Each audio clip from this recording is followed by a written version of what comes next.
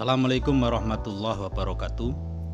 Jumpa lagi di pelajaran IPA kelas 8. Pada pertemuan kali ini kita akan belajar tentang struktur tumbuhan ya, jadi karena media atau di sekitar kita itu banyak tumbuhan, maka kita nanti akan melihat beberapa tumbuhan-tumbuhan yang ada di sekitar kita. Kalian pasti sering melihat tumbuhan, tapi mungkin ya hanya sekedar melihat saja, tidak tahu melihat detail daunnya seperti apa, batangnya seperti apa, akarnya seperti apa. Secara umum, berdasarkan keping bijinya, tumbuhan itu dibagi menjadi dua, tumbuhan dikotil dan tumbuhan monokotil.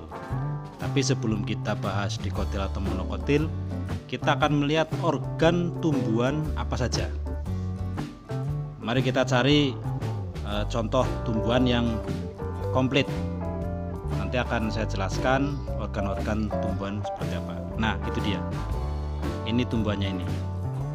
Ini memiliki akar, batang, daun, dan bunga.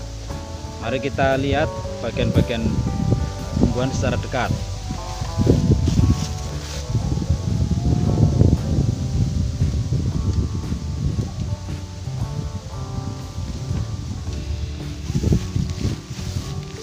Tumbuhan secara umum itu memiliki beberapa organ. Dari yang paling bawah ini ada organ yang namanya akar. Akar itu berfungsi untuk menyerap sari-sari makanan dari tanah ke daun. Berarti kalau akar ini berfungsi menyerap sari makanan, berarti ada semacam selang. Ya, ada semacam selang, ada semacam saluran yang membawa air dari akar ke seluruh tubuh tumbuhan. Kemudian fungsi akar yang lain adalah sebagai menopang tegak berdirinya batang. Ya. Kemudian ada akar juga berfungsi untuk menyimpan cadangan makanan. Contohnya pada ubi kayu. Kemudian pada wortel.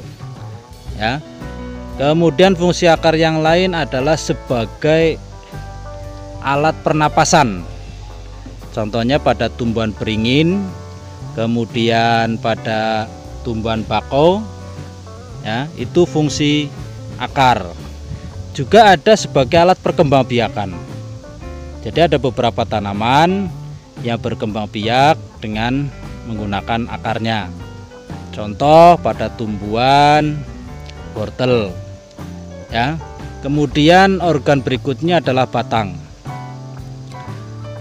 Batang tumbuhan itu ada yang berkayu dan ada yang tidak berkayu. Ya, ini nanti akan dibahas pada perbedaan tumbuhan dikotil monokotil. Kemudian ada cabang. Cabang itu yaitu perpanjangan dari batangnya. Ya, ini batang, kemudian ini cabang. Ya, ini batang, ini cabang. Kemudian ada ranting. Ranting yaitu perpanjangan dari cabang.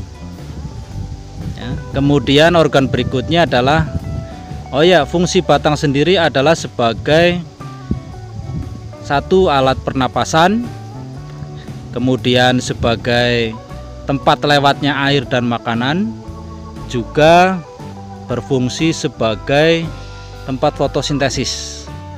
Apa itu fotosintesis? Nanti akan dibahas pada materi yang lain. Kemudian organ berikutnya adalah daun.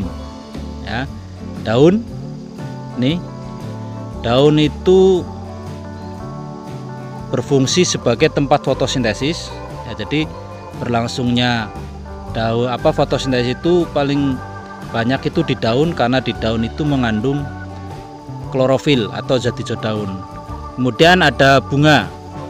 Bunga sendiri berfungsi sebagai alat perkembangbiakan, di mana alat perkembangbiakan jantan namanya benang sari, sedangkan alat kelamin atau alat perkembangbiakan betina namanya putik.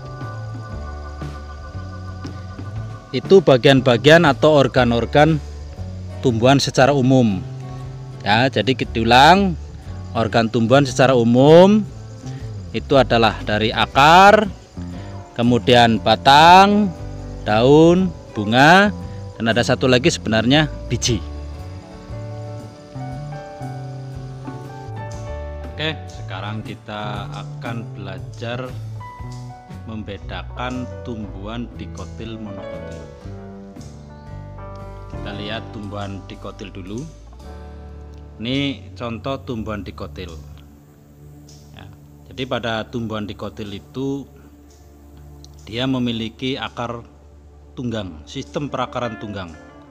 Ya, dimana sistem perakaran tunggang itu dia memiliki akar utama. Jadi akar utama itu dia langsung perpanjangan dari batang. Ya, jadi ada akar yang membesar. Nah, ini namanya akar utama. Jadi kalau kalian menemukan tumbuhan yang memiliki akar yang besar, kemudian nyambung langsung dengan batang, bisa dipastikan itu adalah tumbuhan dikotil. Kemudian ciri berikutnya adalah batang. Batang tumbuhan dikotil itu dia berkayu. Ya, karena tumbuhan dikotil itu memiliki jaringan kayu yang disebut dengan kambium. Karena berkayu ini, maka tumbuhan dikotil itu biasanya berumur panjang. Tumbuhan dikotil memiliki daun, ya, ini tulang daun. Kalau batang sudah, sekarang tipe tulang daun. Tipe tulang daun tumbuhan dikotil itu ada yang menyirip, jadi kayak sirip ikan. Jadi kalau kalian menemukan tumbuhan walaupun tidak tahu namanya, kalian lihat tulang daunnya ternyata menyirip seperti ini, maka kemungkinan besar tumbuhan tersebut adalah tumbuhan dikotil. Ya, itu ciri sepintas. Sedangkan perbedaan bunga, nanti kita perbedaan bunga tumbuhan dikotil monokotil nanti akan saya buatkan rangkuman tersendiri. Jadi itu adalah tuh ciri-ciri tumbuhan dikotil. Yang pertama, sistem akarnya sistem akar tunggang. Yang kedua, batangnya berkayu. Yang kemudian tulang daunnya menyirip, ada juga yang menjari. Ya, jadi dikotil itu tulang daunnya menyirip atau menjari seperti pada pohon pepaya, kemudian singkong, jadi tulang daunnya menjari. Ya, itu adalah ciri-ciri dari tumbuhan dikotil. Setelah kalian tahu ciri tumbuhan dikotil, maka sekarang ketika kalian jalan-jalan ke sawah atau kemana, kok melihat daunnya ada yang menjari, menyirip, berarti kalian sudah bisa menentukan, oh ini tumbuhan dikotil, oh ini tumbuhan monokotil, walaupun kalian sendiri tidak tahu nama tumbuhannya apa, tapi kalian bisa menentukan, oh ini tumbuhan dikotil. Kemudian ciri tumbuhan monokotil. Ya, ciri tumbuhan monokotil itu akarnya serabut, tidak memiliki akar utama. Kalau tadi pada tumbuhan dikotil itu memiliki akar utama, kalau pada tumbuhan monokotil itu akarnya sama besar. Ya, jadi tidak memiliki akar utama. Kemudian pada batang tumbuhan monokotil tidak berkayu karena tidak memiliki jaringan kayu atau kambium. Kemudian helaian daun, ya, kalau tadi pada tumbuhan dikotil itu tulang daunnya menyirip dan menjari, kalau tumbuhan monokotil itu tulang daunnya sejajar. Contoh tumbuhan monokotil yaitu padi, jagung, bambu. Nah, itu adalah tumbuhan monokotil. Ciri tumbuhan monokotil sudah kalian ketahui. Di sekitar kita itu banyak sekali tumbuhan monokotil, ya. Jadi sekarang kalau kalian Jalan kemana lihat tumbuhan, kalian bisa menentukan dari bentuk daunnya, dari bentuk tulang daunnya. Kalian bisa menentukan mana tumbuhan dikotil dan mana tumbuhan monokotil. Itu pelajaran kita hari ini. Mudah-mudahan bermanfaat. Terima kasih atas perhatiannya. Sekian, assalamualaikum warahmatullahi wabarakatuh.